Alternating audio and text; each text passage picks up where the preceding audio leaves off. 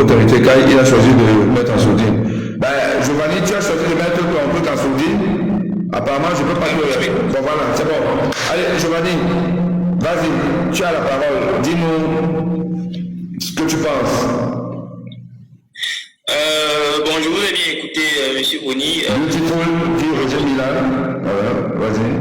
Par rapport aux critères que vous avez énoncés, donc vous primez les compétences continentales par rapport aux compétences extérieures européennes. Bon, moi d'abord je vais aller sur le principe que je vais aller à partir des années 2000 parce que moi j'ai pas vu les joueurs, j'ai pas vu les joueurs des années 90 ou les joueurs. Bon, moi je vais aller à partir des années 2000 jusqu'à maintenant. Donc pour moi, non, Giovanni, je vais te laisser quand même développer comme tu dis. Mais je pense aussi que quand on vient partager son avis dans un lac ici là, on s'instruit quand même. Non, on lit.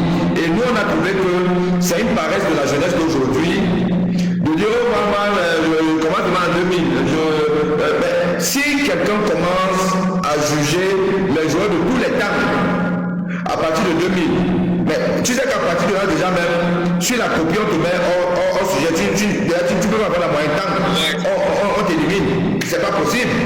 C'est pour ça qu'on a été offusqué d'apprendre que un joueur, voilà, Hugues Nico a ajouté Emmanuel Adebayor du Togo, en effet. C'est pour ça qu'on est offusqué que même des joueurs comme Tchédjou, international camerounais, il dit que oui, mais moi je n'ai pas vu, je ne connais pas tel ou tel, disons que je ne connais pas, donc mon meilleur joueur c'est tel. Mais c'est même idiot. C'est idiot. Il faut se cultiver, il faut se renseigner. Et les gens parlent. Il y a même des réseaux qui parlent de l'histoire du football. Un footballeur ne peut pas se permettre de dire qu'il ne connaît pas ses prédécesseurs. Ce n'est pas possible. Parce que quand il était petit, les Milan jouaient déjà.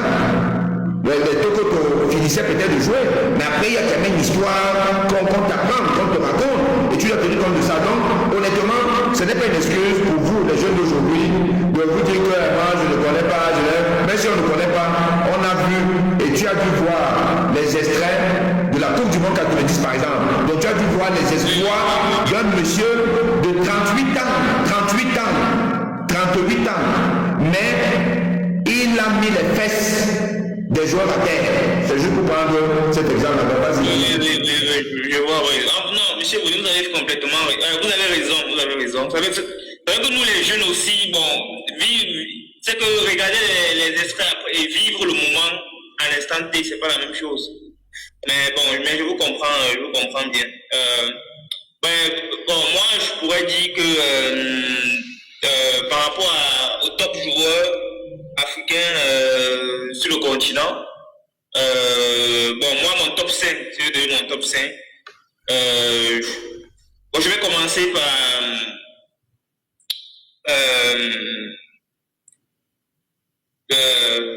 on appelle comment le joueur non, dans ton meilleur, on voit que tu n'as pas préparé ton speech. Quand j'ai parlé longtemps, tu aurais pu préparer. Donc c'est qui mon meilleur, c'est tel, sur tel ou tel critère. Sur les critères que je donné, mon meilleur, c'est celui-ci, et je le dis sur la base de ceci. Vas-y. Sur la base, moi je passe sur les bases que vous avez énoncées. Donc sur la base continentale, je partirais plus pour non, attends, Giovanni, non, tu n'es pas prêt, je t'ai déjà dit ça là. Il faut, ne prends pas la parole pour prendre la parole. On est dans une émission sérieuse. Non, attends-moi. Non, je vais te couper le micro. Je t'ai déjà dit ça là. Tu ne t'entends pas parler, nous on t'entend. Quand on voit ça, on sent quelqu'un qui ne sait même pas, il n'est sûr de rien, il ne sait pas ce qu'il dit, il est en train de réfléchir. Donc, prends ton temps de réfléchir, on est encore là, prends le temps de réfléchir. Quand tu vas être structuré et parler sans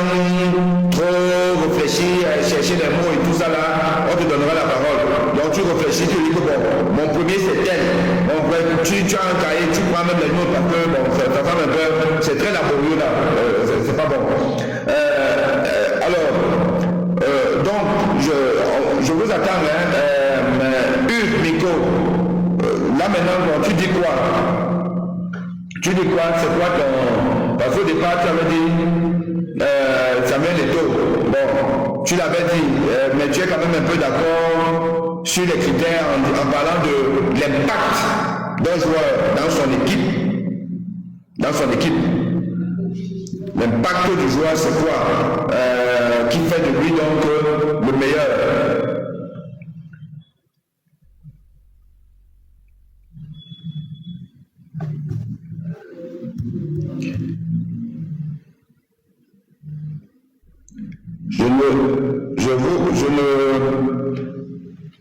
Je vois pas ce que vous dites. Bon, donc là, moi, je vais peut-être commencer par élimination. Hugues a ajouté Emmanuel Adebayor dans la liste. Donc, on a Togo, Emmanuel Adebayor, Nigeria, Okocha. On a pu citer aussi d'autres très grands, parce que le Nigeria a quand même connu beaucoup de très grands joueurs. Mais bon, je crois que le plus emblématique ici, là, c'est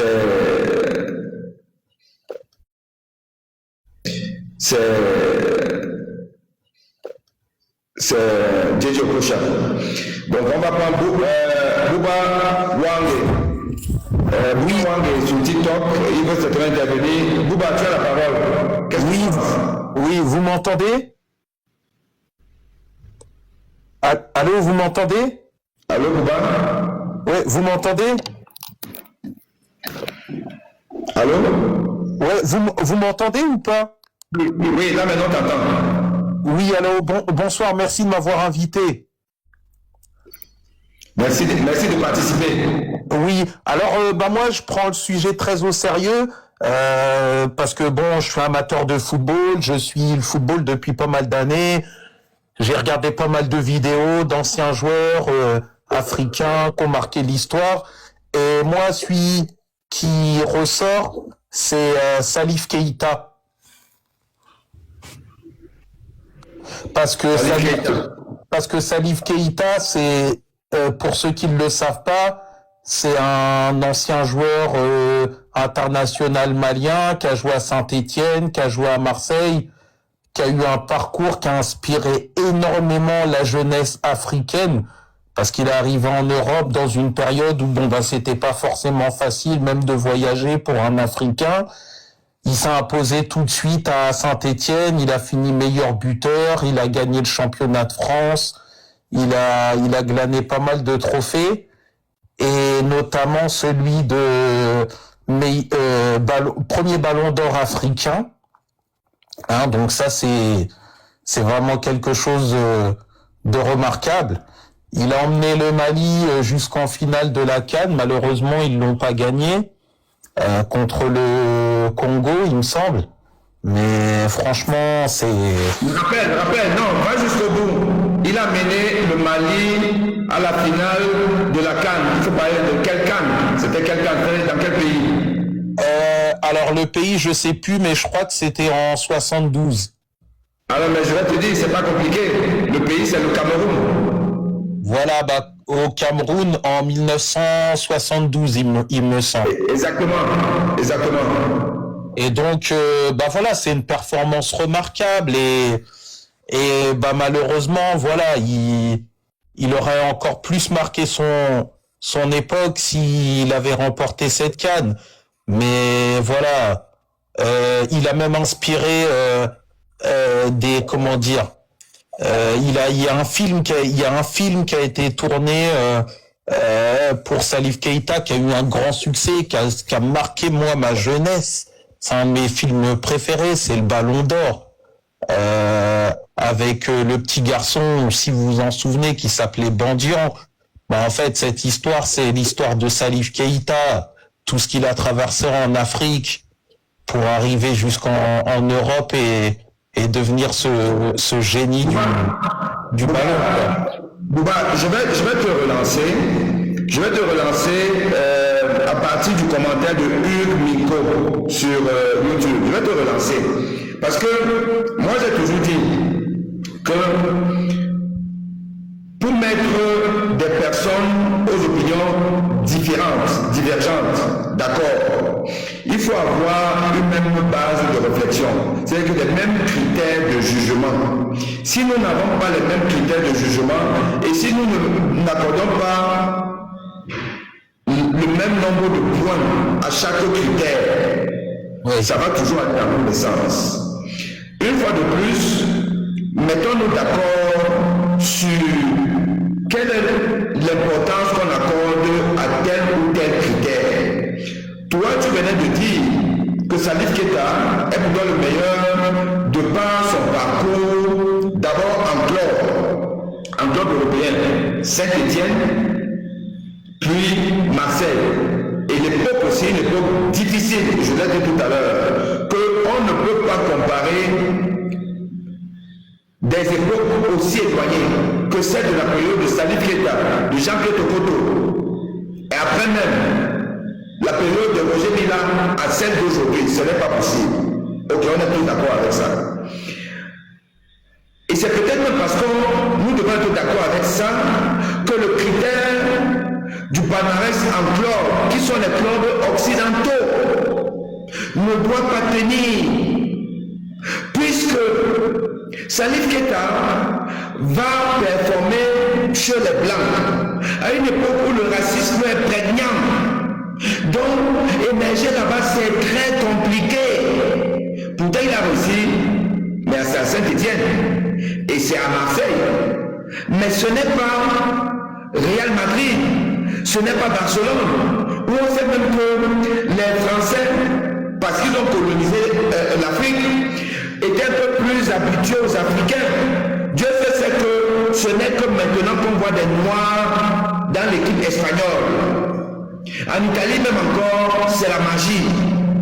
Donc, que Didier Drogba, ou Yaya Touré, ou Samuel Eto'o aient joué à Barcelone, là, ces derniers temps, est-ce qu'ils auraient joué à Barcelone s'ils étaient de l'époque de 1960?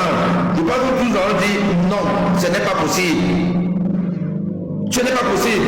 Donc ce n'est pas parce que Eto'o joue à Barcelone qu'il est meilleur que Salif Keita qui n'a joué qu'à Saint-Étienne. Bon, à l'époque, Saint-Étienne, c'était un des meilleurs d'Europe. Hein. Non. Bouba, oui, c'est même pour dire combien Salif Keita était effectivement un grand, je suis d'accord avec toi. Mais Saint-Étienne n'a pas gagné une coupe d'Europe. Des gens vont te dire ça. Ils étaient en finale, ils avaient perdu une finale là dans les années 70. S'il te plaît, nous sommes dans un truc sérieux où il y a 1 million d'avis. Et à partir du moment où il y a 1 million d'avis, pour avoir le moins d'avis possible, restons sur des critères durs. Laissons les histoires de jouer la finale. Non. Le palmarès de quelqu'un, c'est tu as gagné une finale ou pas. Ce n'est pas j'ai joué une finale. Restons sur des critères durs, s'il te plaît. Sinon, on va se perdre. Je dis simplement que comparer la prestation dans les clubs, c'est compliqué et ce n'est pas objectif. Parce que nous comparons des gens d'époques très différentes. Et l'accès à des clubs n'est pas le même dans l'époque de Salif Keita et l'époque de maintenant. Vous avez aujourd'hui, je tiens à rappeler aux gens que Jérémy Djita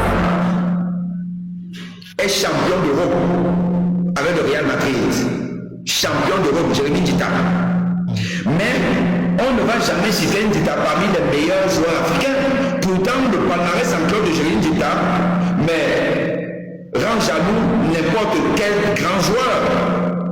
C'est donc pour vous dire que vraiment, recentrons-nous sur l'équipe nationale. C'est là où nous devons dire qui est le grand. Parce que en équipe nationale, le mec a porté son équipe nationale, l'a amené au sommet du football africain d'un côté et mondial de l'autre. Et donc c'est pour donne la parole plus bas. Je vais revenir sur Hugues Nico. Hugues, quand tu me dis, pour toi, Samuel Eto'o est le meilleur, je fais mes fixations là. Non, je veux bien être d'accord avec toi. Je suis là aujourd'hui pour être le plus objectif possible. Parce que tu cites, il a 2 cannes. 2 victoires, une victoire aux Jeux Olympiques. Tous les titres européens, sauf Ballon d'Or. À l'équipe nationale, meilleur buteur de l'équipe nationale. Ok. Quand j'ai commencé mon propos, j'ai dit ceci. Le titre de meilleur buteur, pour moi, c'est un faux truc. Être meilleur buteur n'a rien à voir avec être meilleur joueur. Le meilleur buteur peut être celui qui ne sait pas jouer au ballon, qui est avançant, qui se retrouve toujours à l'endroit où le ballon tape son tibia, ça entre dans les buts. Ça peut être ça un meilleur buteur. Le meilleur buteur a une consécration qu'on appelle ballon soulier d'or. Le meilleur joueur peut être un gardien de but. Le meilleur joueur peut être un défenseur, peut être un milieu récupérateur. Donc vraiment de grâce, dans cet exercice que je me veux vraiment sérieux parce que c'est difficile et nous devons arriver à un consensus. Laissons les critères qui ne sont pas de bons critères parce que sinon nous allons nous perdre. Donc enlevez-moi l'histoire du meilleur buteur de l'équipe nationale du Cameroun. C'est un faux critère. Parce que vous allez trouver que peut-être en Éthiopie, il y a un mec qui a claqué des buts 2 fois plus que le meilleur buteur du Sénégal ou de l'autre. Il est meilleur buteur, mais pour autant on ne le connaît même pas. Donc ça déjà c'est un critère à lever. Le critère de tous les titres européens, c'est ce que je vous ai dit ici là, Hugues Nico. Moi, je ne pense pas qu'il faille considérer le palmarès en club. Parce que Eto'o qui a joué au Barcelone, je suis désolé, Milan aurait pu jouer à Barça. Si Milan était né à l'époque d'Eto'o, Milan avait sa prestation stratosphérique de la Coupe du Monde 90. Si cette Coupe du Monde 90, on l'avait ramené à une époque où on pouvait parce qu'il a joué en 90, il avait 38 ans. On ne va pas signer quelqu'un qui a 39 ans. Voilà. Si Milan avait joué à l'époque d'Eto'o, Milan aurait pu jouer à Barcelone ou Real. Milan, tu mets Milan dans une équipe où tu as Xavi, Iniesta, Yaya Touré, Messi. Mais comment Milan ne va pas claquer 1000 buts? Comment? Donc c'est pour vous dire que le palmarès d'Eto'o, ou de Drogba, ou de Yaya Touré, en club, pour moi, il ne peut pas faire partie des critères durs que nous voulons. Parce que ils ont joué avec des coéquipiers qui font que si tu es bon joueur, tu ne peux pas être bon. Mais maintenant, est-ce que Eto'o, quand il était au Barcelone, était-ce lui le patron du Barça? Est-ce que c'était le meilleur joueur de Barcelone? Eto'o n'a jamais été le meilleur joueur de Barcelone. Il était un bon joueur dans une bonne équipe où les patrons, on les connaissait. C'était Ronaldinho. Quand c'était l'époque de Franck Rijkaard comme entraîneur. Quand Guardiola est venu, les patrons, enfin, tu avais Ronaldinho, tu avais les décos. Et après, c'est les Iniesta, les Xavi, Van Messi qui sont devenus les patrons. Mais Eto'o était quand même un bon joueur. C'est vrai comment j'appelle. Eto'o a été, allez, au Barcelone, disons un colonel. Mais il y a eu des généraux.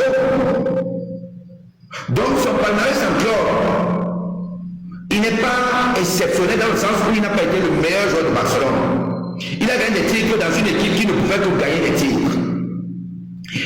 Je veux donc dire que finalement, comparant les choses comparables, l'équipe nationale Revenons à l'équipe nationale. C'est à l'équipe nationale que ça se joue. Nous parlons du meilleur joueur africain. Le meilleur joueur africain doit sortir parmi les joueurs qui ont fait de leur équipe nationale des vainqueurs.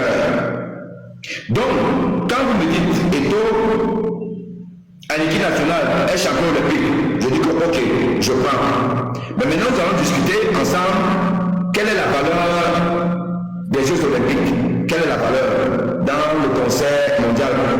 Gagner des Jeux olympiques et gagner une CAN, si on demande aux Africains, je dois gagner les Jeux olympiques ou je dois gagner la CAN.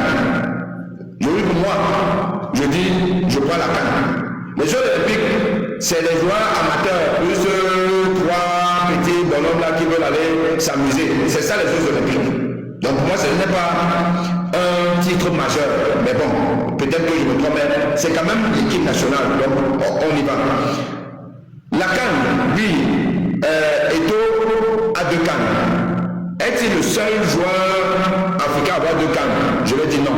Parmi les nominés là, Mané a 2 CAN. Mila a 2 CAN.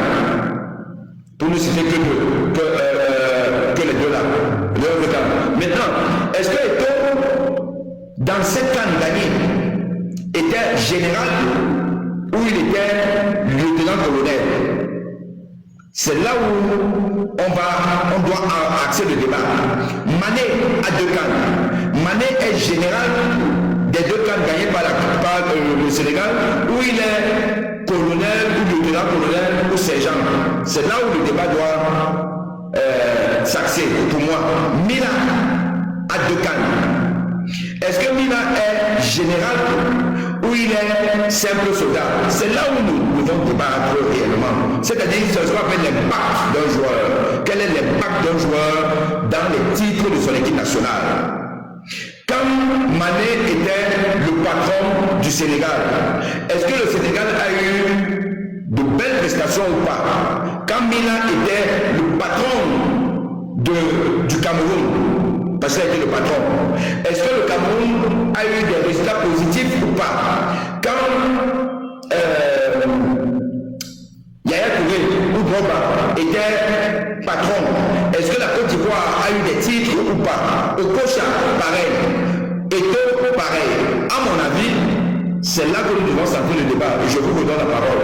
Donc, Bouba, donc même Salif Keita, parce que là, je crois que tu as choisi Salif Keita. Ouais. Salif Keita, en équipe nationale donc, du Mali, tu as cité tout à l'heure, il a été vice-champion d'Afrique. Bon, vice-champion d'Afrique. Après, pour être plus objectif, c'est vrai que j'étais pas forcément objectif parce qu'en tant que Malien, forcément, bon bah, le cœur il porte plus sur le Mali, mais par rapport aux critères que tu viens de dire, t'as raison. Bon, en équipe nationale, bah si on se base sur ces critères-là, l'un des meilleurs joueurs c'est Ahmed Hassan, quoi, l'Égyptien, parce que il a 4 coupes d'Afrique.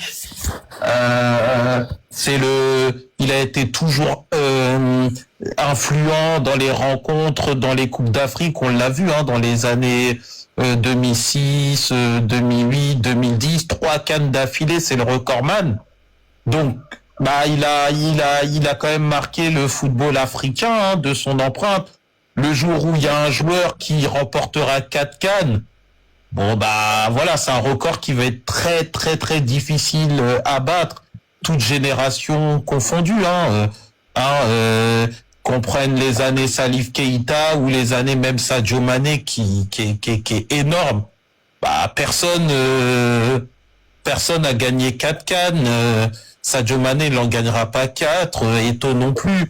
Donc vraiment, si on se base sur les critères internationaux, celui qui a le plus marqué son époque, le joueur le plus influent, le plus important, parce en plus c'était pas un second couteau, quoi. Quand il jouait avec l'Égypte, il était capitaine, il a marqué un but, je crois en 98, en finale contre l'Afrique du Sud. Donc non, c'est un grand monsieur. En tant que jeune, même en fin de carrière, gagner 3 coupes d'Afrique, enfin c'est c'était impressionnant. On avait l'impression que l'Égypte, pourtant c'était pas une époque où il y avait pas des grands joueurs, hein. Il y avait les Mboma, il y avait les Okocha au Nigeria, il y avait des grands joueurs au Maroc avec les Nourdine Naïbet, etc. Enfin voilà, c'était une grosse époque ces années-là. Et malgré tout, l'Égypte, il y avait aucune contestation. C'était 4 coupes d'Afrique, dont un Hassan incroyable. Voilà. Mais en tout cas, merci de m'avoir donné la parole. Bonne continuation pour la suite. On s'éclate. C'est dans le respect. C'est vraiment intéressant. Donc, je me suis abonné et je vais continuer à vous suivre parce que c'est des bonnes analyses et c'est pas ce qu'on entend avec Jérôme Roten là sur RMC, quoi. Merci de ces mots gentils et je pense que tout le monde aura apprécié votre contribution et d'ailleurs l'approche et surtout l'honnêteté parce que moi j'ai toujours dit honnêtement c'est le jeu, c'est bien d'être passionné, c'est bien d'être même fanatique, c'est bien d'être un inconditionnel de tel ou tel, mais à un moment donné dans la vie, je pense que la vérité n'a pas de frontières, la vérité n'a pas de couleur. À un moment donné, il faut savoir reconnaître des choses. Et ça, c'est ce qui est un peu compliqué avec certains de nos compatriotes camerounais. Vous ne savez peut-être pas, au Cameroun, on parle de Eto'o, Mouto et Lysien, ceux qui sont des inconditionnels de Eto'o. Il a eu une carrière formidable. Mais on peut aussi parfois dire que tout n'est pas beau, qui n'est peut-être pas le meilleur, mais si on le dit et qu'on argumente, il faut qu'on ait l'honnêteté de reconnaître qu'il y a des arguments qui sont recevables. Et après on avance. Et là, notre cher Bouba, il est venu en donnant les arguments sur lesquels Salif Keita, après il a reconnu que c'est vrai que ce n'était pas son compatriote, mais que si on va regarder objectivement, oui, certainement pas. Et il nous a sorti un nom que j'avais oublié, Oussam Assam, effectivement, qui est ce grand joueur égyptien qui a gagné effectivement beaucoup de coupes d'Afrique, 4. Ça veut dire que c'est quelqu'un qui avait un impact au sein de son équipe et qui a mené cette équipe-là au sommet de l'Afrique. L'Égypte étant aujourd'hui le pays le plus titré. Voilà, donc ça, pour moi, ça parle. Ça, c'est objectif. On est dans un critère dur. Voilà, on est dans un critère dur. Donc, Steve est là. Steve va effectivement nous donner son avis. Je vais donner mon avis. Giovanni, tu as peut-être reste. Je vais te donner la parole. J'ai ouvert le micro. Je vais te laisser un peu Steve nous dire ce qu'il pense et après, je te donne la parole. Alors, Steve, quel est ton avis sur ce fameux débat, cet éternel débat, et qui aussi a été relancé après cette Coupe des Nations et puis la prestation plus que intéressante de Sadio Mané. Qu'est-ce que tu penses? Qui est pour toi le meilleur joueur africain de tous les temps? Oui, bonsoir prof. Voilà, je suis monté, c'est pas... Je vais être un peu hors sujet. Parce que je suis un peu étonné, avec tout le respect, toute l'admiration que j'ai pour vous, je suis un peu étonné de vous voir avec le maillot marocain. Avec tout ce qui s'est passé, le contexte de ce qu'on a vu hier. Tout le mépris qu'ils ont affiché envers les Africains, je me pose la question, qu'est-ce que vous faites avec le maillot marocain? C'est un peu ça. Je ne sais pas s'il y a une motivation particulière, moi je vais un peu comprendre, quoi. Ok, très bonne question, très bonne question. Et moi, tu me dis, moi, je n'ai pas de débat tabou. J'ai pas de débat tabou. Contrairement à ce que les gens pensent, je ne suis pas quelqu'un qui n'aime pas discuter. Mais évidemment, tant que c'est dans le respect, tant que c'est dans la courtoisie, il n'y a aucune difficulté pour moi de débattre et de m'expliquer. Et c'est un bon sujet, c'est une bonne question. Je ne fais pas partie des gens qui, très rapidement, considèrent qu'il y a la guerre entre deux peuples, entre deux races, entre deux parties d'un continent. Le football est devenu question de vie ou de mort. Et puis donc voilà, directement, les Noirs, rapidement, on devient solidaire. Les Noirs de l'Afrique subsaharienne, on dit, voilà, on vous avait toujours dit, j'ai vu des posts, les gens disent, on vous avait dit, bon, ces gens-là, les Arabes, ils ne nous aiment pas, ils ne nous ont jamais aimés, ils voulaient être en Europe, mais bon, l'Europe les a refusés, et ils ne se sentent pas africains, donc on va... Moi, je trouve qu'on est un peu trop dans l'émotion. On est un peu trop dans l'émotion. Et c'est ça qui, moi, me gêne. Et mon rôle, à moi aussi, avec ma petite connaissance de la vie, des voyages, des peuples, j'en connais, j'ai traversé des époques. Je dois un peu vous ramener à... On se calme, c'est le foot, voilà, il n'y a pas la guerre, là où on doit être un peu plus nerveux, on ne l'est pas, voilà. On a quand même des problèmes de gouvernance dans nos pays africains, voilà, on voit ce qui se passe, ce qui s'est passé en Tanzanie, on voit ce qui se passe en Ouganda, le Cameroun, tout ça, voilà les questions, les vraies questions où moi j'aimerais que les Africains se disent, mais quand même, on est des êtres humains, on doit donner une autre image de l'Afrique que celle-là. On ne le fait pas maintenant. Pour un football, ce n'est que le football. Ce n'est que le football. Pour une histoire de football, on a vu voilà, des Marocains. Des Marocains. Ce n'est pas le Marocain, ce n'est pas le Maroc. C'est des Marocains, des égarés, ont eu des comportements égarés. Moi, je laisse le fait de jeu. Parce que le fait de jeu, nous savons tous qu'il finit. Très honnêtement, ce qui a eu la comme fait de jeu, c'est pas la chose la plus scandaleuse que le football ait connue. Parce que des injustices dans le football. Si vous voulez qu'on aille faire vraiment la littérature des injustices dans le football, ben vous avez à boire et à manger. Partout dans le monde, en Occident, l'Europe, la main de Maradona en 90 ou en 86, la main de Maradona, le théâtre assassin de Schumacher, gardien allemand sur Battiston, le français, même pas un demi-carton jaune, même pas un demi. L'Allemand devait finir à 10 et la France menait même. Donc, ouais, il y a tellement, le football c'est ça. Or là, hier, c'est vraiment que l'arbitre a commis l'erreur, si c'est une erreur, de siffler une faute avant le but.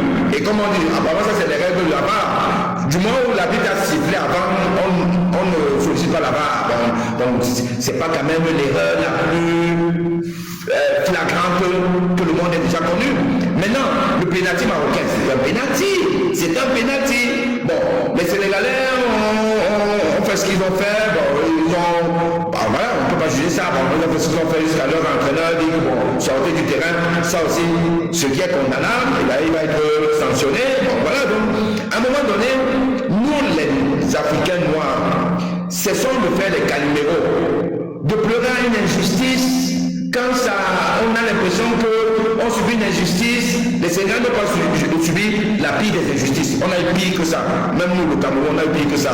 Bon, mais parce que c'est ce que nous-mêmes nous ne considérons pas comme nos frères. Nous savons souvent voir que les Arabes ne nous considèrent pas comme nos frères. Nous-mêmes, nous ne les considérons pas comme nos frères. Directement, on voit un problème de peau, on voit un problème de c'est les Arabes qui nous aiment pas et tout ça là. Voilà. Et on en fait un grand. Il n'y a pas mort d'homme. Ce n'est que le football. Voilà. Moi, j'ai été au Maroc. Je crois que vous savez, j'ai été au Maroc. J'ai vu un pays accueillant. J'ai vu un peuple marocain qui a ses qualités, qui a ses défauts, comme nous en avons. Vous voulez qu'on parle des compétitions dans certains pays africains? Au Nigeria, je vous assure que demandez à Joseph Antoine dans quelles conditions ils sont souvent allés au Nigeria, comment est-ce qu'on faisait tout pour les faire perdre un match avant même de l'avoir joué. Mais si c'est qu'ils étaient allés dans un pays maghrébin, on a dit oh, là c'est les racistes et tout. Non. Calmons-nous. Donc, je ne vois pas pour quelle raison. Et je vois que il est parti. Je ne vois pas pour quelle raison je ne vais pas le maillot d'un pays qui a organisé une Coupe des Nations, qu'il a bien organisée. Moi, j'y ai été. Simplement parce que il s'est passé des choses pour lesquelles même les Sénégalais ont une part de responsabilité. C'est quand même eux qui ont voulu sortir du terrain. Ah, je suis désolé, ça ne se fait pas. Donc voilà, donc j'assume que j'ai porté le maillot d'un pays africain qui a organisé la CAN et que je soutenais, que je supportais. Pour moi, c'est l'équipe qui a produit le meilleur football. Pour moi, c'est l'équipe qui a produit le meilleur football. Mais sauf que ça s'est joué sur un détail. Vous avez vu, hein? Ça s'est joué sur un détail. Son joueur va faire une panel qui n'a pas lieu d'être et ils auraient pu gagner. Voilà. Donc j'ai posé la question, malheureusement, il est parti pour peut-être enchérir. Donc Giovanni, je te donne la parole. Ouais. Bon, vous savez comment, je vais revenir après, vous avez dit que le Maroc a produit le meilleur football, mais moi je ne suis pas d'accord sur ça. Mais après, bon, on va revenir après. Mais bon, pour moi, pour l'impact des joueurs, moi je pense que moi j'aurais plus pour Roger Mila. Pourquoi? Parce que de un, il a eu 2 CAN, il a été très impactant sur les 2 CAN et aussi son impact à la Coupe du Monde 90 avec le Cameroun. Et c'est l'un des joueurs africains qui a eu le plus d'impact à la Coupe du Monde. Bon, pour moi c'est ça. Deuxième joueur, j'irais pour Ahmed Hassan. 4 Coupes d'Afrique, le triplé historique 2006, 2008, 2010, où il sort, je pense, meilleur joueur sur les 3 tournois. C'est quand même extraordinaire. Et je pense qu'aucun Africain n'a fait ça. Aucun Africain n'a été sorti 3 fois meilleur joueur sur 3 Coupes d'Afrique d'affilée. Et pour moi, c'était vraiment extraordinaire ça. Bon, lui, je lui pénalise au niveau de... Il n'a pas eu d'impact sur le plan international à la Coupe du Monde. Il n'a aucun club européen. Et troisièmement, j'irai pour Mané. Moi, j'irai pour Mané parce que ce qu'il vient de réaliser quand même sur les 2 Coupes d'Afrique, il a été un des acteurs majeurs du Sénégal. Cette Coupe d'Afrique au Maroc, son geste qu'il a posé contre le Maroc a fait de lui un leader incontestable. Et 4e joueur, j'irai pour Eto'o. Ouais, j'irai pour Eto'o. Il a 2 CAN aussi. Sur le plan continental, c'est vrai que sur les 2 CAN, il n'a pas été un atout majeur. Pourquoi? Parce que sur la CAN de 2000, c'est pas Eto'o l'homme fort. L'homme fort, pour moi, c'est Mboma. C'est Mboma. Et même la CAN de 2002, c'est toujours Mboma. Mais il était bon en club par contre. Mais quand même, Eto'o, je lui donne quand même ce crédit-là où il a quand même il était un bon joueur. Mais plutôt de la CAN quand même. C'est pas rien. Voilà. Et comme 5e, j'irai pour Yaya Touré également. Et 6e, Georges Weah pour le Ballon d'Or. Ouais. Donc voilà mes tops. Très bien, Giovanni. Tu vois que quand... Je vais donner la liste en fonction des critères que vous m'avez donnés. Je suis d'accord. Tu vois que quand tu prépares ton sujet, tu l'abordes et vraiment, on ne peut qu'apprécier parce que moi j'apprécie ton approche et même j'ai même envie de dire que je suis presque partant pour ton classement. Je suis presque partant. Je suis presque partant. Et Hugues Miko, là je n'en connais pas beaucoup de gens, mais je ne sais pas si quelqu'un voudra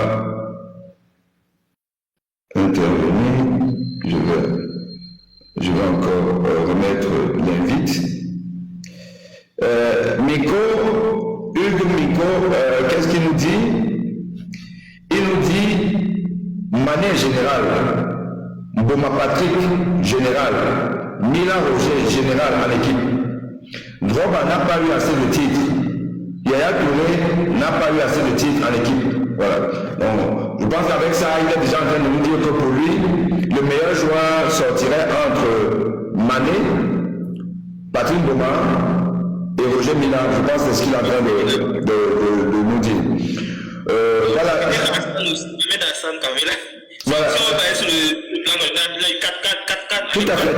Tu l'as dit, et il y a aussi Bouba qui était d'accord avec ça, que Ahmed Hassan, l'Égyptien, effectivement, avec 4 cannes, capitaine, leader, donc un impact certain, il doit être là. Et je suis d'accord que... Pardon? Mais par contre, c'est sa statue internationale qui le pénalise. Okay. Donc, et c'est pour ça qu'on est en train d'affiner le classement. Parce que si on regarde, et si on est tous d'accord que vraiment c'est l'équipe nationale qui prime. Et équipe nationale, c'est compétition africaine et compétition internationale. Compétition internationale pour un pays africain, c'est la Coupe du Monde. Donc, nous avons 2 compétitions qui doivent départager les très grands.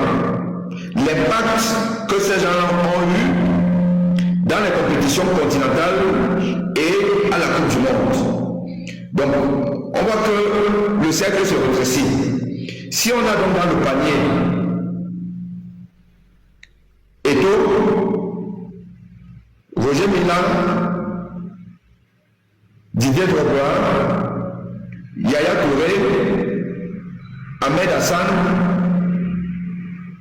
et je ne sais pas pour qui, et qu'au niveau continental, on a déjà dit que Mané et Roger Mila, plus Ahmed Hassan, sont en tête de liste. Ahmed Hassan avec 4 titres, Mané avec 2, et Roger Mila avec 2. Eto'o a aussi 2, mais le problème c'est que Eto'o n'était pas général. Eto'o était un bon soldat, alors on va dire un lieutenant-colonel. Alors que les autres, Mané, Roger Mila, Ahmed Hassan, eux, ils étaient des généraux. Donc au niveau continental, ils sont déjà devant Eto'o. Maintenant, on va à l'international. À l'international, quand on va regarder, Patrick Mboma qui est aussi un général avec 2 cannes. Mais à l'international, quel est le problème de Patrick Mboma? C'est Coupe du Monde éliminée au premier tour. C'est ça Patrick Mboma. On prend Samuel Eto'o. Plusieurs Coupes du Monde, toujours éliminées au premier tour. Donc, palmarès international Coupe du Monde, 0. On prend Mané, pour l'instant, pas de Coupe du Monde, si je ne m'abuse. Mané, pas de Coupe du Monde, mais il va la jouer. Mané va la jouer. Si le Sénégal... Pardon? Il a traversé le premier tour de la Coupe du Monde déjà, en 2018. Il a traversé la... Ah oui, autant pour moi. Autant pour moi. Mané, Coupe du Monde, il a joué les 8e de finale. C'est ça, non? Oui, c'est ça. Ok. Mané, 8e de finale. Donc déjà meilleur que Eto'o et Mboma. Mané est déjà meilleur qu'Eto'o et Mboma. Au niveau international Coupe du Monde. Alors, Yaya Touré, Drogba, Coupe du Monde, c'est négatif. Ils n'ont pas passé le premier tour. Roger Mila, je pense que là, il n'y a pas de débat. Roger Mila, c'est le joueur africain qui a eu la meilleure prestation individuelle en Coupe du Monde. Mais ce n'est pas celui qui a eu le meilleur palmarès en Coupe du Monde, puisqu'il s'est arrêté en quart de finale et que le Maroc a été en demi-finale. Mais le Maroc de la demi-finale, il n'y a aucun joueur marocain qui a déjà le palmarès africain de Cannes, donc qui n'est pas vraiment général. Donc il n'est pas général voilà, il n'y a personne. Donc ce qui veut dire que finalement, Roger Mila, parmi les nominés, reste celui qui a la meilleure carrière internationale, j'entends, en Coupe du Monde. Si on prend donc ces différents critères, je crois quand même qu'il est difficile de ne pas considérer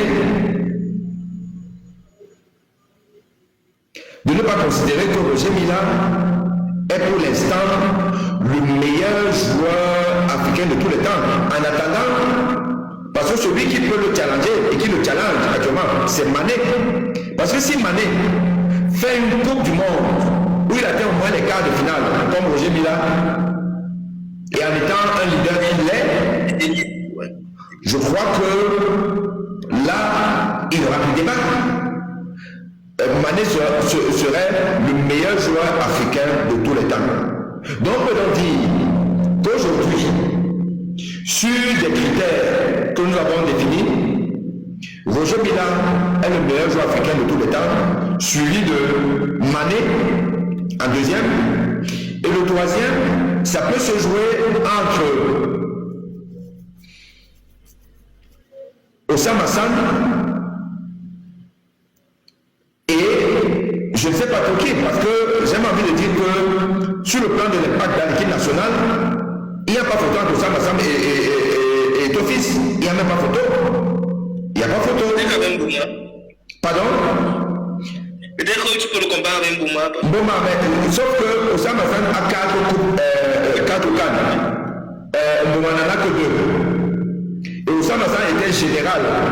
Comme Patrick Bouma, c'était général pendant ces 2 cannes. Mais donc Osama Hassan reste quand même devant Patrick Bouma. Oui, c'est vrai. Il reste devant du troisième. Je crois que c'est presque ce que j'avais. Absolument. Donc pour l'instant, premier Roger Mila, deuxième Sadio Mané, troisième Osama Hassan. Je crois que c'est un classement qui se défend. Bon, mais ça veut dire que les beaucoup c'est vrai que sur les plateformes, pour les Occidentaux, ils vont toujours dire que c'est Ito. Oui, mais je vais te dire, d'ailleurs, Bouba nous l'a dit tout à l'heure, je suis désolé, ce n'est pas parce qu'on est européen qu'on a la science infuse. C'est pas parce qu'on est journaliste sportif ou consultant, soit ancien footballeur qui passe dans les médias occidentaux qu'on a la science infuse. Non, ce complexe-là, il faut qu'on le dépasse. Voilà. Il faut partir toujours sur des critères du parce qu'effectivement, si on dit juste comme ça là, de manière spectaculaire, effectivement, il revient à l'esprit de tout le monde de penser que toi est le meilleur joueur africain, parce que on a en tête les finales de Champions League, on a en tête le Barça flamboyant et tout ça là. Mais je suis désolé, non. Je pense qu'il dit ça parce que Eto'o détient un record là. C'est quoi? Il a remporté 2 Champions League consécutifs avec 2 clubs différents. C'est pour ça que je dis encore que ça, c'est des gens qui sont pas des connaisseurs du football. Oui, parce que tu ne peux pas comparer la carrière d'Eto'o en club et celle de Salif Keita. Ce n'est pas possible. Le faire, c'est être ignorant de l'histoire de l'humanité, ignorant de ce que nous sommes dans un monde où le racisme a été sauvage à une époque et ça l'est encore aujourd'hui, mais moins. C'est-à-dire que franchement, on peut être un analyste footballistique et être con, être idiot, être quelqu'un qui ne connaît rien, qui regarde juste le football pour regarder comme ça. Voilà, c'est ça. On doit quand même regarder le fait qu'un joueur qui est donc très grand joueur, qui joue avec les meilleurs, comment se fait que quand il arrive en Afrique dans son équipe nationale, ça fait flop? Pendant que Eto'o gagnait tout ça là-bas, il n'arrivait même pas à passer le premier tour des compétitions en Afrique. La CAN 2010, je crois que c'était en Afrique du Sud, ou je ne sais pas trop où, ou alors la Coupe du Monde, on a fait flop. Depuis que Eto'o est capitaine de l'équipe nationale du Cameroun, le Cameroun n'a rien gagné. Le Cameroun sortait toujours au premier tour. Le Cameroun, c'était la bagarre entre les joueurs. Or, il était dans ce que Sadio Mané est aujourd'hui. Bon, je suis désolé. Si les analystes occidentaux ne tiennent pas compte de ça, c'est qu'ils connaissent le football. En 2008, il aurait pu, en finale de 2008, quand on a perdu contre l'Égypte, s'il gagnait cette CAN, il pense qu'il était métronome en 2008, mais malheureusement. C'est ça qui est le désavantage. Alors, Diesel dit, donc votre tautologie nous écarte de la raison. L'objet de votre débat s'érode à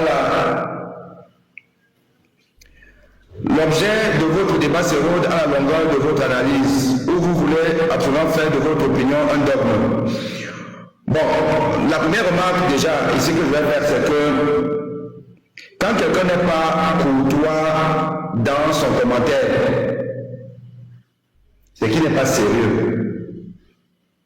C'est qu'il est tout simplement pas bien éduqué. Parce que vous n'avez pas besoin de me froisser pour me rappeler que je n'ai pas raison. Vous n'avez pas besoin de me froisser. Moi, je ne vais pas vous froisser. Les gens pensent qu'ils sont obligés d'être nerveux quand on n'est pas du côté de leur soutien, de leur favori, de leur femme et tout. Non, je suis désolé, vous pouvez être courtois. Quand vous parlez de trop de tautologie, là vous êtes déjà dans tout ce qui est discourtois. Je suis désolé. Moi je ne suis pas sûr que vous êtes capable de tenir des personnes en haleine pendant des temps qui vous écoutent avec intérêt. Je ne suis pas sûr. Sinon, vraiment le contraire. Que vous faites des lives où les gens sont intéressés, où on ne vous considère pas comme quelqu'un qui ne dit rien, en plus qui est dans la tautologie et tout. Je ne suis pas sûr. Donc, évitez souvent de verser dans l'insulte. Je vous le dis. Maintenant, il suffit de venir avec vos arguments et qu'on les juge. Vous n'allez pas m'interdire d'avoir ma pensée à moi. Mais je pense que ici là j'ai ouvert le micro. J'ai mis un lien, je lis les commentaires de ceux qui veulent mettre les commentaires. Hugues Migo a mis les commentaires. Hugues Migo est parti de et toi le meilleur pour finalement arriver à il n'est plus le meilleur sur la base des éléments que j'ai apportés, des critères que j'ai apportés. Si vous en avez vous apporté, je suis désolé. Je sais que ça vous fait mal quand on ne dit pas que c'est tout, mais souffrez d'entendre un autre son de cloche et je pars sur des critères qui sont les miens pour apporter les vôtres. Oui, je sais que vous pensez que c'est tout, mais je vous dis encore, apportez-moi les critères pour démontrer que quelqu'un qui est général d'une équipe qui gagne, et toi n'a jamais été général. Jamais. Et toi n'a jamais été général d'une équipe qui gagne. Il était un bon soldat. Même au Barcelone, si on reste maintenant sur vos critères de club, il était un très bon soldat à Barça, mais il n'a jamais été le général de Barça. Je dis encore que les prestations en club, pour moi, ne comptent pas. Enfin, quand ils ne comptent pas, c'est un critère qui est marginal. Moi, c'est l'équipe nationale. Maradona reste le meilleur joueur argentin. Pourtant, le palmarès de Messi est de loin meilleur. Mais il reste le. Parce qu'en équipe nationale, ce qu'il a fait, les pattes qu'il a portées, aucun joueur argentin ne l'a eu. Bon, si vous appelez ça la tautologie, ok. Que bien vous en fasse. Oui, ben donc revenons maintenant sur la question à Cannes. Tu as dit que le Maroc a produit un bon football. Oui. Tu veux prendre tes arguments et moi je vais te donner mes arguments aussi. Alors, non, vas-y sur tes arguments. Je ne suis pas d'accord, comme tu vois. Non, puisque tu as émis un propos, donne les arguments. D'accord. Alors, pour moi, le Maroc a été la meilleure équipe de la CAN.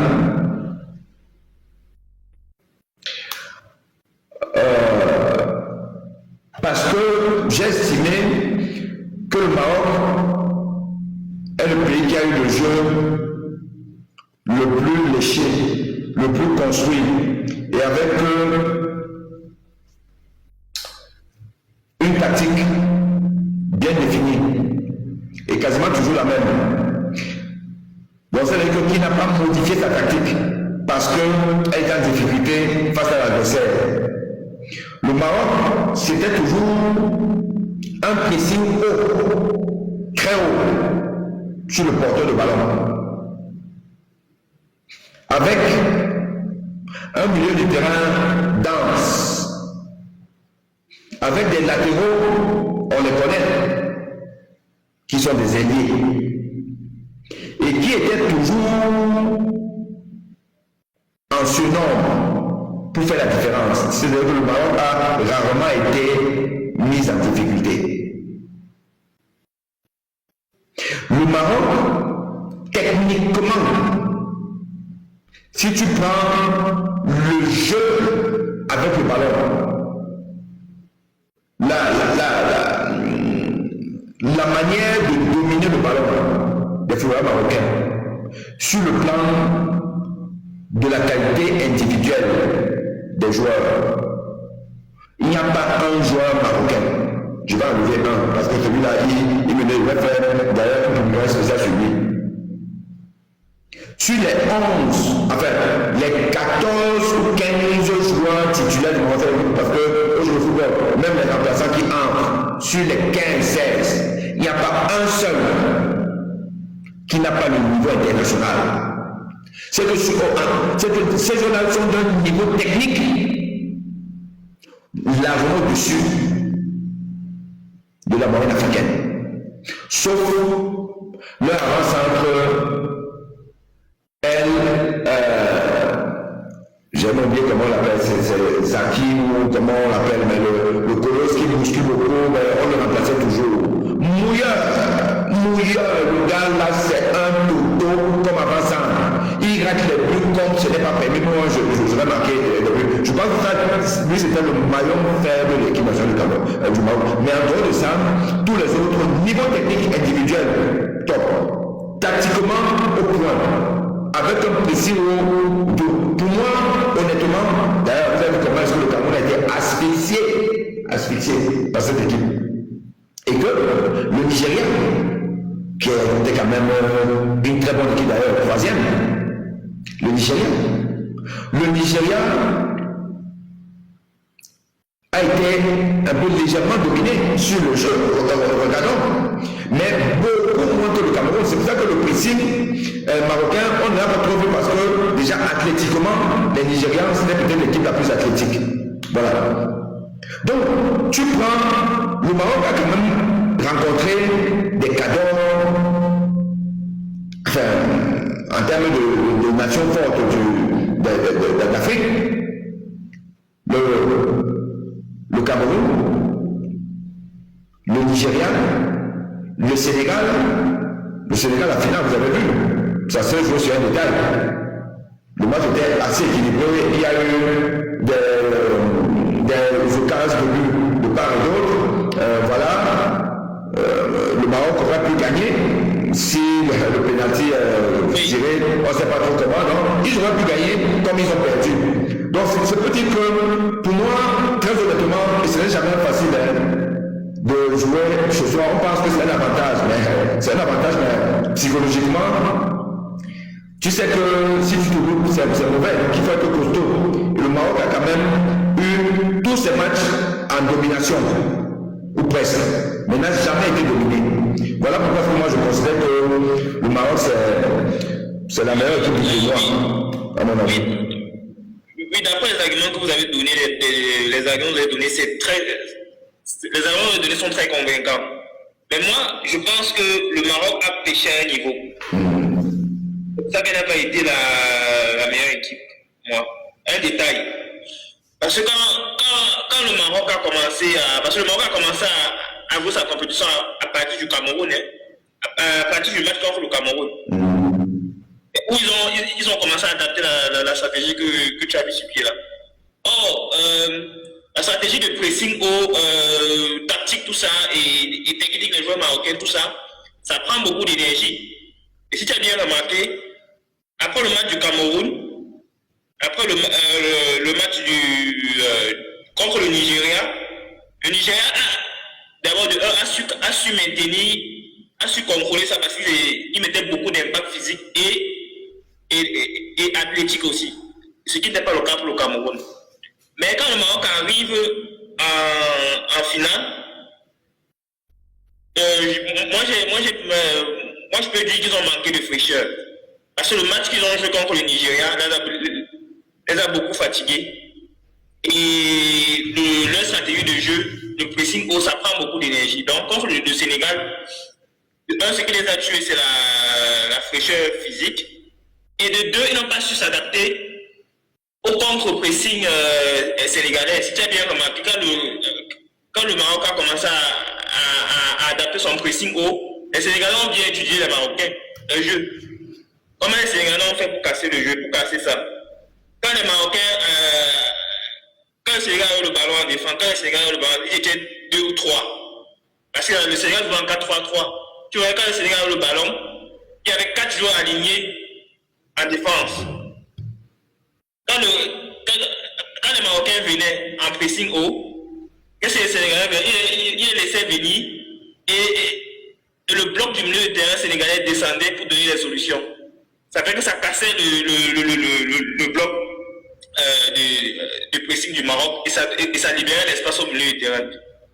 Et le temps que le bloc défensif restant marocain vient, un joueur sénégalais a demandé la profondeur et ça casse la ligne défensive, ça donne l'opportunité aux joueurs sénégalais de créer du danger. Donc moi je pense qu'ils ont adopté la même stratégie, la même tactique, mais ils n'ont pas su avoir un plan B au cas où cette stratégie est contrecarrée. Et le Sénégal a contrecarré cette stratégie-là. Et comme aussi, ils avaient un désavantage au niveau de la fraîcheur physique grâce au match, aux efforts physiques qu'ils ont donnés dans les derniers matchs, ce qui n'est pas le cas avec le Sénégal. Le Sénégal a commencé avec les petits matchs. Regarde, le Sénégal a joué contre le Mali, qui n'était pas un grand match, ils n'ont pas fait beaucoup d'efforts. Ils ont joué contre le Comore, contre les petites équipes jusqu'en demi-finale. Contre l'Égypte, ils n'ont pas fait beaucoup d'efforts. L'Égypte n'a rien foutu. Le Sénégal a gagné 4-4. Donc quand le Sénégal vient en finale, il vient avec plus de fraîcheur et ils étudient mieux l'équipe marocaine. À contrario au Maroc, qui vient avec un peu moins de fraîcheur et avec une tactique déjà. Mais Giovanni, j'entends bien ce que tu dis, mais sur tous les arguments que tu donnes là, mais je ne vois pas un qui contredit donc ma thèse et puis mon choix. Toi-même, tu dis que les Sénégalais. Je vais venir. Les Sénégalais, tu dis que les Sénégalais ont joué contre les mouillants, ils sont arrivés là-bas alors que. Non, c'est une façon de parler. Mais tu l'as dit qu'ils ont rencontré des petites équipes. Or, l'Égypte n'a pas rencontré des petites équipes, mais l'Égypte, ça va toujours sorti avec brio. Pourquoi est-ce que tu dis donc que ce n'est pas la meilleure équipe? Attends, j'ai dit que non, je vais te comparer. Je comprends ce que tu dis, mais je suis en train de dire le Sénégal a commencé la compétition, son parcours était crescendo, c'est-à-dire doucement, et ils ont su augmenter, tu vois, leur efficacité au fil de la compétition. Ça fait que le match contre le Maroc, pour moi, ils avaient plus de fraîcheur et ils ont su contrecarrer le jeu marocain. Donc pour moi, le Maroc n'est pas l'équipe, n'est pas la meilleure équipe pour moi. De façon tactique, c'est la meilleure équipe, oui. Mais la meilleure équipe tactique, ce n'est pas forcément la meilleure équipe. Pour moi, c'est l'équipe qui sait mieux s'adapter au contexte. Le Sénégal c'est mieux adapté au contexte que le Maroc. D'accord. Sur le plan tactique, le Sénégal s'est adapté. Et sur le plan mental, aussi, le football, c'est pas seulement le jeu, il y a aussi le plan mental. Le Maroc a aussi, une fois qu'ils ont vu leur stratégie, leur tactique contrecarrée, mentalement, ils ont reçu un coup et le Sénégal a pris l'avance. Bon, c'est ce détail-là qu'on ne voit pas, mais qui pour moi Mais tu sais, non, c'est toujours facile, hein, c'est toujours facile d'expliquer les choses après coup.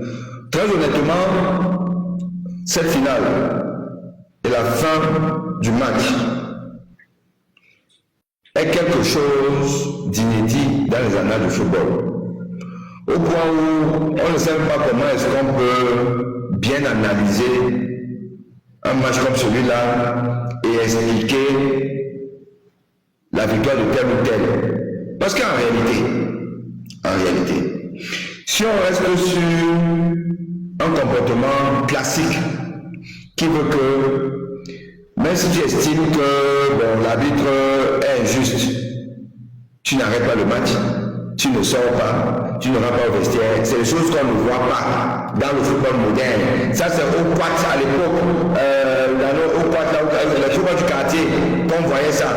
Dans le football moderne, ça ne s'est jamais vu. Ce qui veut dire que, normalement, toute l'analyse que tu fais là, on serait en train d'analyser en tant que le Maroc a gagné.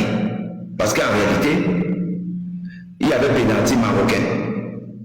Donc, s'il n'y avait pas arrêt de jeu des Sénégalais pour sortir et tout, je peux aussi présupposer que le tireur du pénalty, Diaz, serait dans un autre état d'esprit. Parce que nous, quand on voit quelqu'un, et là c'est même le médecin qui parle, tu vois la tête de Diaz, quand il prend le pénalty, quand il va tirer tout ça là, mais tu as besoin que ce gamin là il est ailleurs. Parce que nous, on ne nous montre pas tout, mais eux sur le terrain, ils voient tout ce qui se passe. Pendant qu'on tirait le pénalty, apparemment dans l'autre goal, il y avait des bagarres là-bas, les Italiens qui étaient sur le terrain, et quelque chose quand même d'hallucinant. Donc, tu vas tirer un coup comme ça, tu te dis, mais quand même, peut-être dans ton subconscient, tu te dis, mais quand même, je rate ça pour que, vraiment, quand on part à zéro.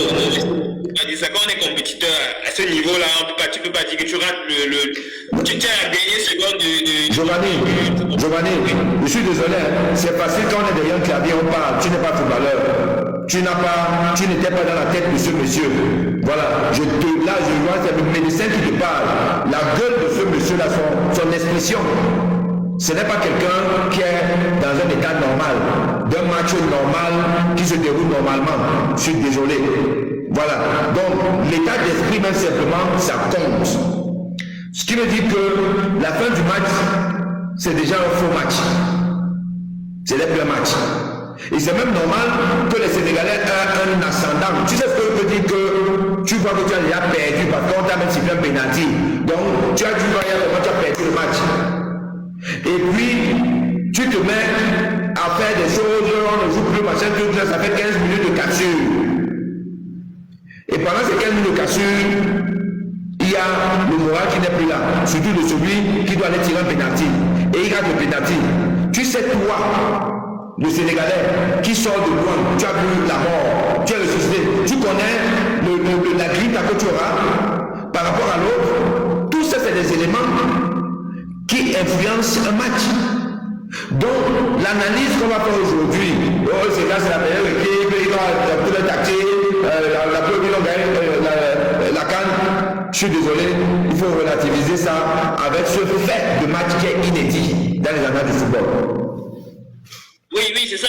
Mais c'est pour ça que je t'ai parlé du contexte du match, parce que dans le contexte du match, où ça a basculé justement, ça a fait ce pénalty-là sur le plan mental.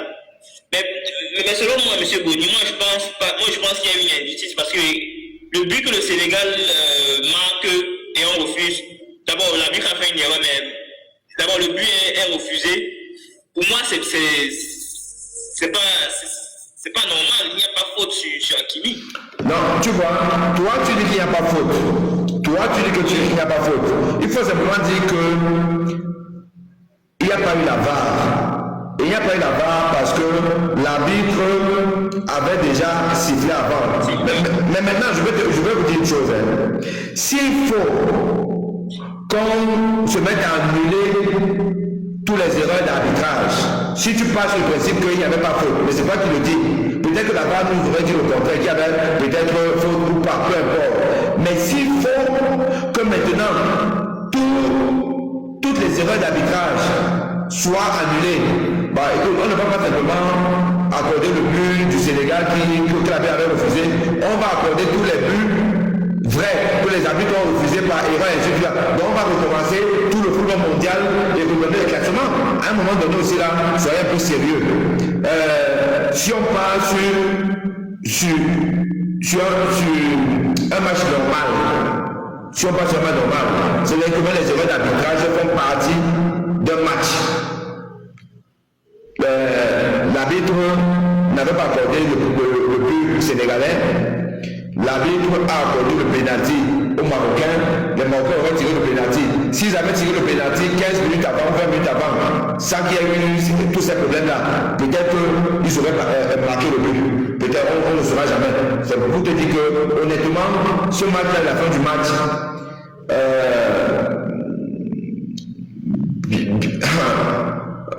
bien beau, celui qui va venir jouer maintenant au vrai analyste. Moi, je ne peux pas analyser ce match-là, honnêtement. L'arbitre aussi a un peu manqué d'équilibrisme parce que la faute contre ici, fait contre Diaz, c'est 50-50. C'est 50-50 et non. Vu déjà. Non, c'est pas vrai. Là, tu n'es pas sérieux. Ce n'est pas vrai. Et tout le monde est d'accord. Tout le monde, tous les analystes sont d'accord sur le fait qu'il y avait pénalty.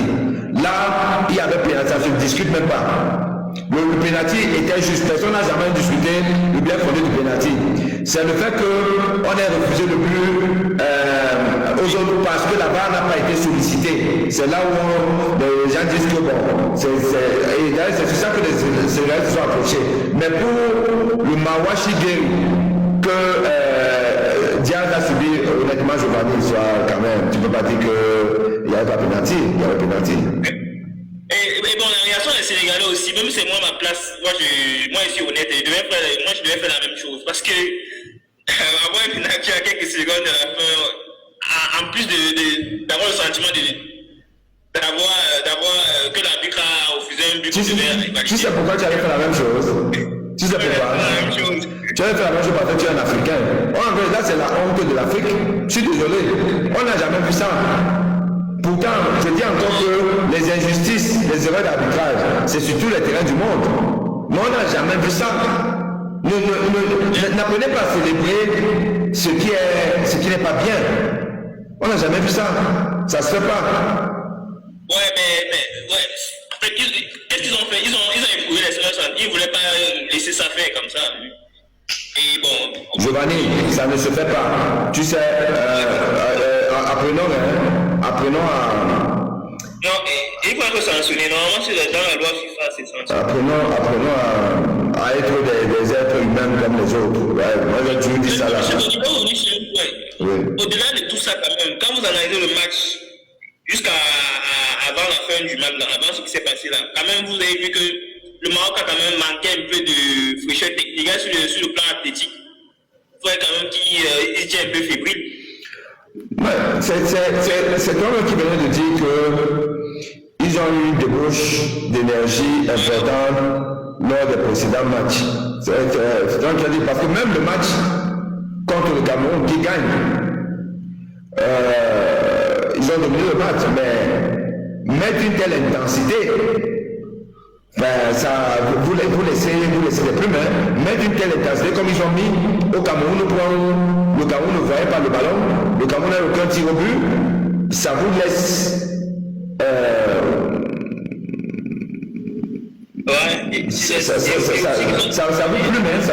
ça vous plume, voilà, donc il y a eu ça, et après ils doivent enchaîner contre qui? Contre le Nigeria, avec l'impact physique du Nigeria. Épuisé aussi. Ça sent donc c'est normal. Pour moi. Ouais, c'est normal. Ouais. Ok. Très bien. Bon, écoute, merci pour cette analyse. Et je pense que là, on a quand même fait le tour de la question. Et puis, l'essentiel, c'était d'essayer un peu d'apporter notre contribution à l'éternel débat de qui est le meilleur joueur africain de tous les temps. Et là, on s'accorde quand même à dire que les critères les plus importants ne doivent pas être les performances dans les clubs occidentaux, mais les performances dans les équipes nationales respectives de chaque postulant, de chaque nominé. Quel est le rôle du joueur dans son équipe nationale? Qu'est-ce qu'il a gagné avec son équipe nationale? Et quel était son impact? Quelle était sa position? Quel était son leadership dans cette équipe nationale qui a gagné? Voilà, donc si on tient en compte tous ces critères-là, quelle est la qualité technique intrinsèque du joueur. Si on tient compte de ça, je pense qu'il y a des joueurs qui se dégagent rapidement. C'est Sadio Mané, Roger Mila, Osama Hassan, et puis pas grand monde. Voilà. Et si on va sur la performance de cette équipe nationale, de ce pays, au niveau de la Coupe du Monde, et l'impact du joueur au niveau de la Coupe du Monde, là rapidement, Roger Mila fait la différence. Donc honnêtement, moi j'ai toujours dit que Roger Mila, je laisse même un autre critère, parce que si on prend même celui-là encore, c'est-à-dire que la qualité technique individuelle du joueur, honnêtement, Osama Hassan, Sadio Mané, Roger Mila, et ton fils Mboma et tout ça là, il n'y a même pas photo. Roger Mila, c'est le joueur le plus technique de tous. C'est le gars qui, le ballon pour lui, c'était comme le bonbon. Un peu comme Maradona. Il dominait le ballon. Techniquement, il n'y avait pas photo. Donc le gars, Roger Mila. En attendant la Coupe du Monde du Sénégal, et voir si Sadio Mané va venir. Parce que Sadio Mané, c'est celui qui talonne le plus Roger Mila actuellement. C'est ça qui est la vérité. C'est vrai. Selon ces critères-là, c'est ça. Voilà. Merci Giovanni, merci à tout le monde, merci d'avoir été là. Monsieur Boni, pour revenir avec des sujets d'actualité intéressants dans le football, bon, c'est... Non, mais quand même, soyons sérieux. Il y a eu la finale hier, on est dans l'actualité, parler de football, c'est bien de parler de ça. Maintenant après, effectivement, on doit revenir sur le sujet de l'actualité politique camerounaise, voilà, et puis on le fera à partir de demain. Voilà. Allez, je vous dis à très très vite.